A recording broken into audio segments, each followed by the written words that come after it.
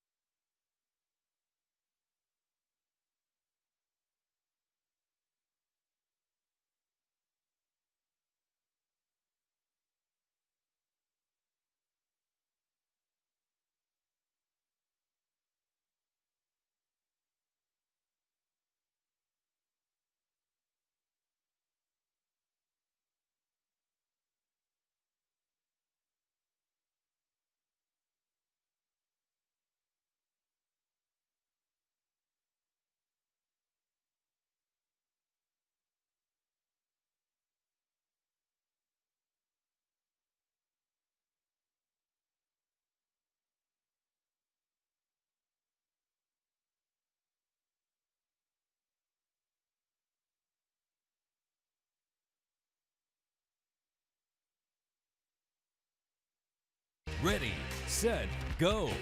United Supermarkets Game Time starts now.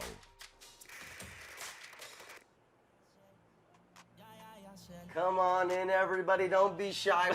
We're just getting comfy in our apartment, you know, for week 6 of Game Time. And Corey, don't look now, but it's already district play for 1A through 4A.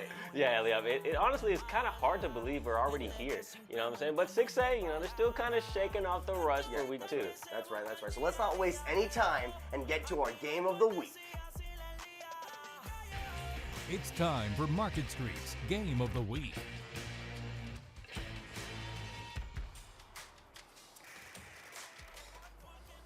And we got a special game of the Midland week. High was looking Reporter for their Anthony first Friend. win of the Anthony, season today. welcome Beautiful to the night for show. football here Now, at Midland Grande High versus Communications Amarillo. Stadium, and the boys were excited. To get there and play this game. I talked to Coach Anasavich before the game, and he said how excited they were to get out there. And I'll tell you what, they came out firing today. But I won't spoil it for you anymore.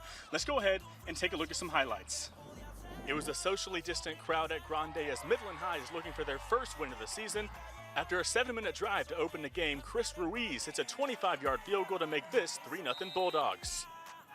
Later in the first, Amarillo quarterback Will Maynard finds Jamison Garcia with a little screen, and Garcia gets a block and bulldozes his way into the end zone, dragging a few Midland High players with him. 7-3 Amarillo. And we've heard about this Amarillo passing attack, and here it is once again as Maynard drops back and heaves this one 46 yards to Garcia to extend the lead. But Midland says, hey, we can throw touchdowns too, as quarterback Landry Walls hits Luke Manning on the screen, and you better get into the end zone with a name like Manning. Midland wasn't done there. Late in the second quarter, Landry Walls finds Brian Zay Perez on the outside, and Perez likes to social distance, 6 feet please. He goes all the way to the end zone to make this game 21-17 Amarillo at the break.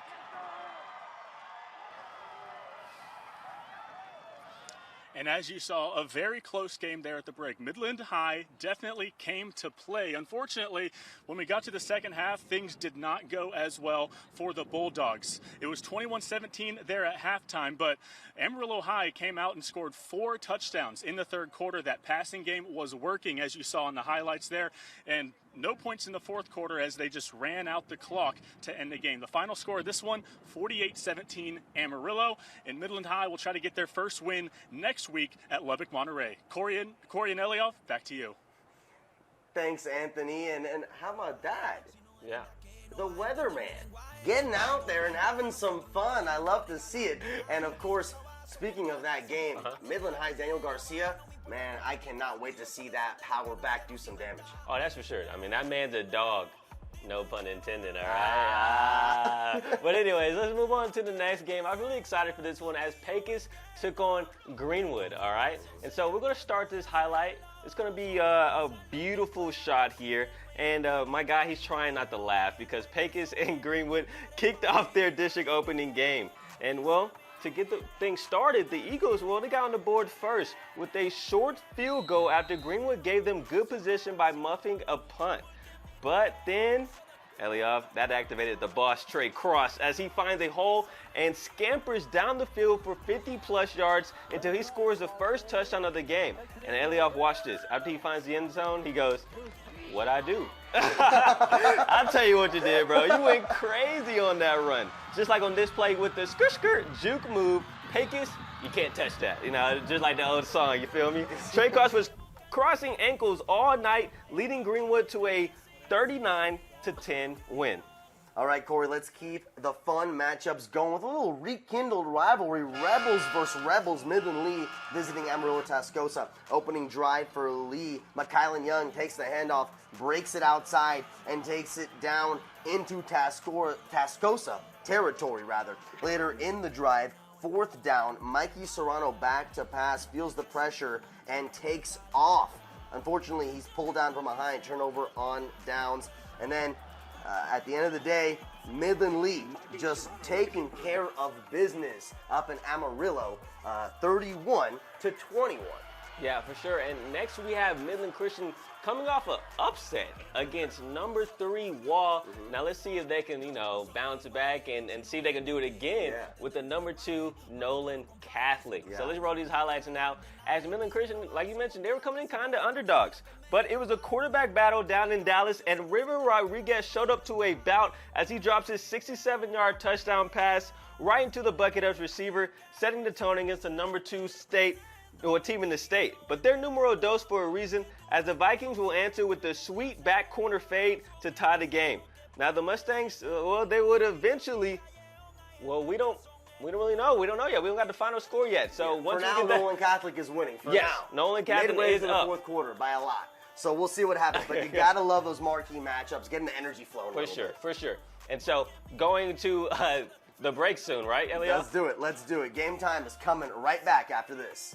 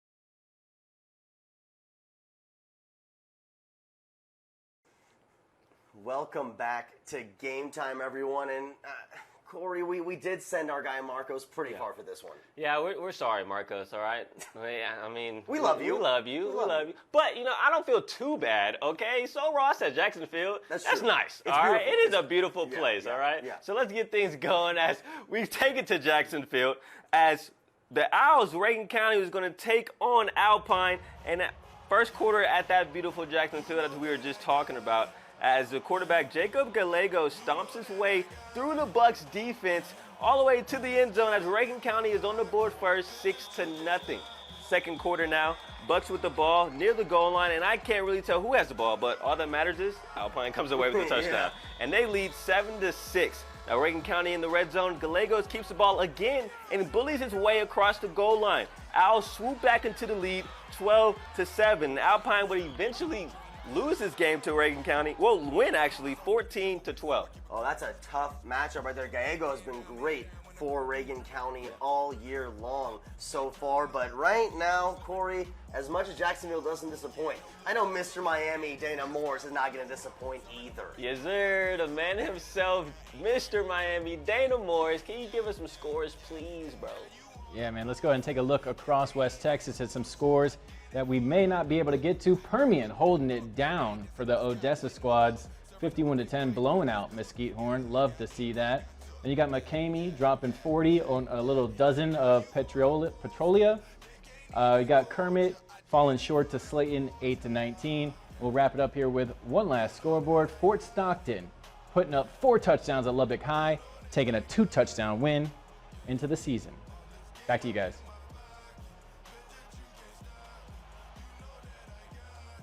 Thank you, Dana. We're actually going to check into some six-man scores later on tonight. That's right. But for now, we're going to head back to Greenwood because we got to look at the sights and sounds around the game for Greenwood versus PECOS.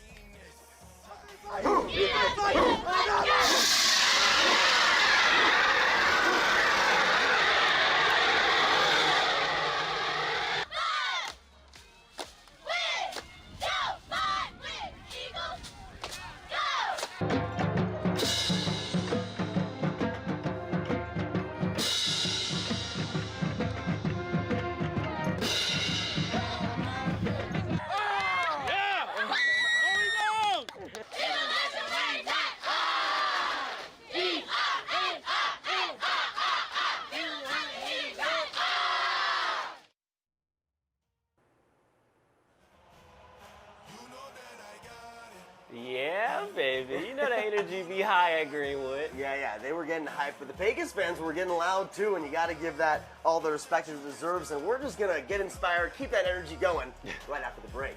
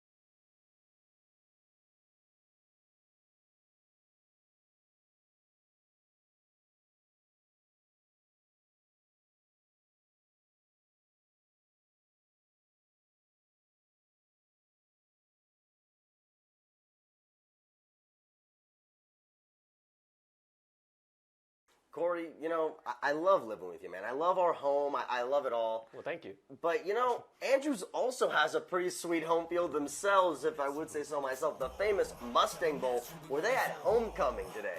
Andrews hosting Hereford. And Andrews dropping back, launching to his receiver, and just stopped short of a touchdown. Don't worry, they made up for that one for sure. What a catch. Hereford trying to fight back with a pretty pass, but the Mustangs bring them down quickly. Now, this Mustang throwing a screen pass. Now check this out. We're going to see this later, I promise you that. Dodges two guys. Brought down at the 1 yard line with seconds left on the clock. Oh, wow. At the end of the day, the Mustangs, big time win, 51-7. All right, let's stay with 4A for Seminole versus Monahans. As Monahans, QB, you know, he always gets the shine here. James Bond Heflin. You know, his name not James, right? It's just Bond, but I love to add that in there. Taking the field. After turnovers on downs here, Monahans with the ball. Adam Saucedo takes it in for a Lobo touchdown, making it 7-0 first quarter. Now, once again, in the second, Lobo ball, when you guessed it, Adam Saucedo, he runs in again one more time, making it 14-0 in the second quarter. But with all these Monahans highlights, they don't win the game. Seminole wins it 28-21, and you gotta love all that district play, Elio. Yeah, especially, see, Seminole hadn't had a great start, but they got that win right there, and that's what matters most, district play. And you love district play. We also love social media. Thanks. Dana Morris, how's it going around Texas? Yeah, that's right, guys. I got some great plays from Texas high school football today. Let's go ahead and take a look. We'll start right here. Now, I love this play. This is what we call a little whoop-de-doo. Oh, got him going, and he's going to drop this one for 6. Love that. But, guys, no defense there, and no defense in the first half. Check this out. 57-50 in the first half. Got to play more defense than that. Going up this one, I love this play. Didn't want to spoil it with the term, but that's what we call dropping it in the bucket. That is just flawless right there, guys. And then we'll go ahead and close it out, round it out here. I put this one just for Corey. I mean, this amazing deep pass is something that maybe I could do, but I think, Corey, you might be able to do that touchdown dance. Gotta love that. Gotta love that, making it to social media. Guys, back to you.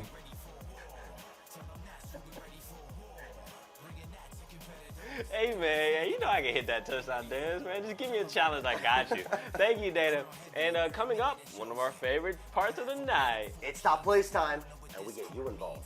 Stick around.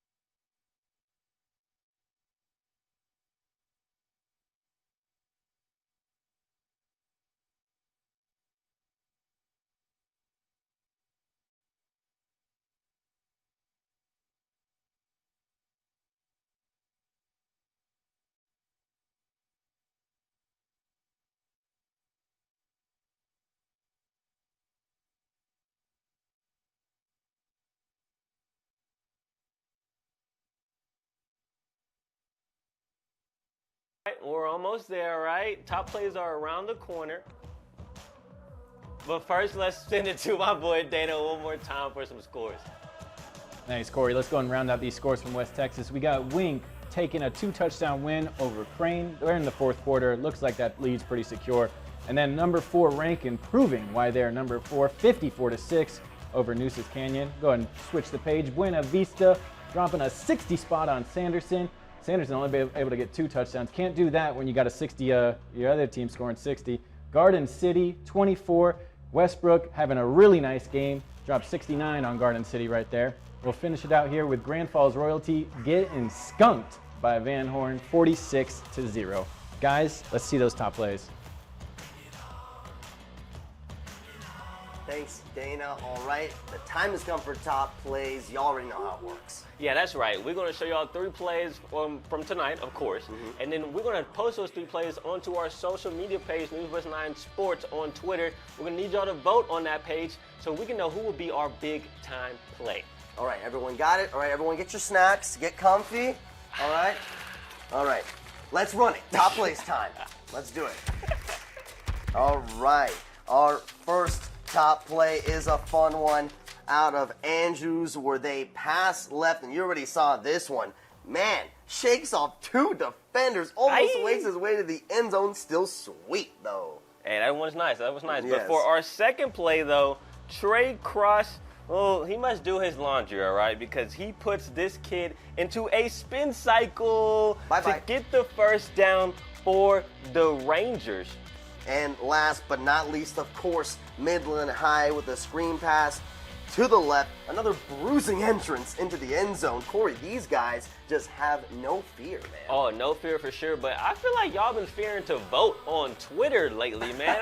Our polls have been down a little bit, so I'm just going to give y'all a reminder. Go on our Twitter page and go vote so we can figure out who will be our big time play, and we'll announce that next Tuesday. And if you didn't catch the coverage of your team, if you want to check out our apartment again, see some scores, whatever you like, you can find it all on newswest9.com and our social platforms. So it was another fun show. Loved it. Always something new with us. We had snacks. We had snacks. You can't beat that, man. But as always, for Corey Mose, I'm Elliot. Goodbye. We love y'all. Have a great weekend.